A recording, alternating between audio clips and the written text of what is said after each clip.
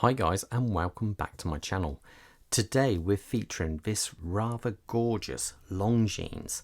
Now this is actually part of their Legend Diver range, which has been out for a few years now, and is also a reinterpretation of a 60s watch they used to make. Now before I get too much into the review, I've got to say a massive thank you to Ryan and the team over at Francis Gaye for allowing me to review this watch. They've got such a good selection of watches in there. If you're based in the Midlands, I really would recommend dropping in and having a look. If you're further afield, then give them a call or drop them an email, and I dare say they'll be able to sort you out an excellent price and get the watch you want out to you. So, what do we have here? This, as I say, is the Legend Diver range, and there's quite a few variations of this. I believe you've got 6 different colour variations, and you can also get the watch in bronze and also in a smaller case size. This one is the 42mm version. The actual thickness of this watch is around about 12.5mm. Now, it's kind of deceiving at 12.5 because 3mm of it is down to that box crystal. So it sits incredibly low on the wrist, I find, because of that box crystal kind of, it's not, this is one of these watches where the numbers don't always stack up to how it feels. Now the lug to lug size on this is 52 and the strap size is 22. Now let's just have a look at that dial, shall we? The dial is simply gorgeous. This watch screams elegance at you. You have this really nice beige center, then slowly darkening out until it hits the internal rotating bezel and is a full-on gloss black. And I think it looks stunning for it. It really is a handsome looking watch. Now, the actual hands, highly polished. There is luminous material on the hands, also in the hour markers, but to be fair, it's not a lot of luminous material there, so it doesn't last as long as some models out there, but it is there nonetheless. Now we have a date window at 3 o'clock position. We have a Longines logo at the top there, which again I think is just simply, it looks great, and the automatic script below. Now, as I've said, this watch does feature a internal rotating bezel, as this is a kind of compressor style case. And what I mean by that was, back in the early days of dive watches, they relied on the water pressure to really compact the case down, making it more water resistant.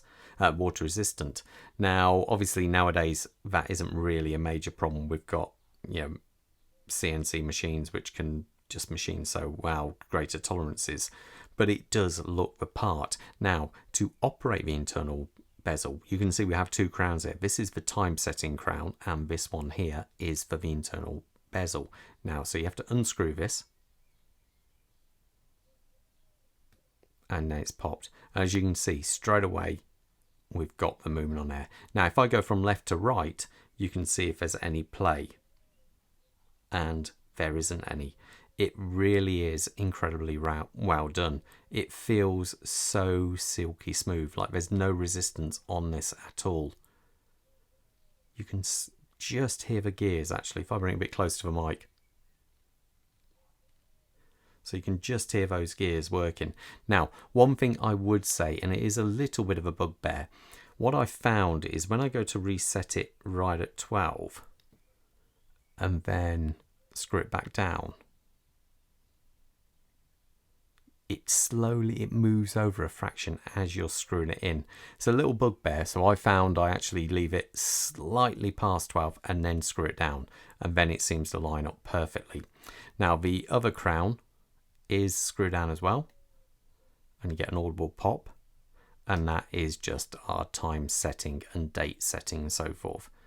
Press back in, and there we go.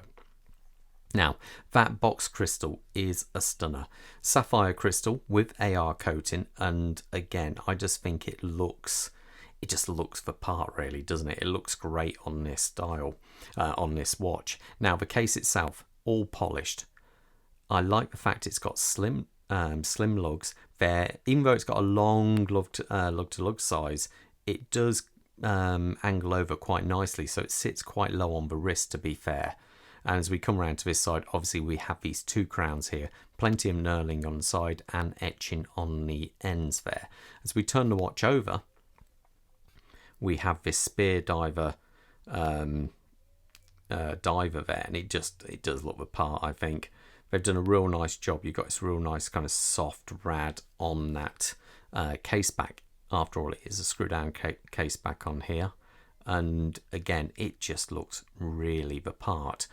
The strap on this watch, it's a, let's zoom out a little bit there, it's kind of like a fabric strap, but with this leather backing, which is obviously signed as well, and it's actually really nice. Normally I'm not a big fan of these, but this just seems to work well. Now on this side we have the etching on the clasp here, and I think it is really nice on the pin and buckle. Sorry. Now, as I say, this is a 300-meter diver, so it is actually fit for purpose. Let's put it on my wrist and you'll see how it looks. Quick wrist check. I'm wearing a Breitling Colt 41. That's a thing then. Never a good thing. Let's put this on my wrist. Now my wrist size is 7¼ inches. Let's put this on.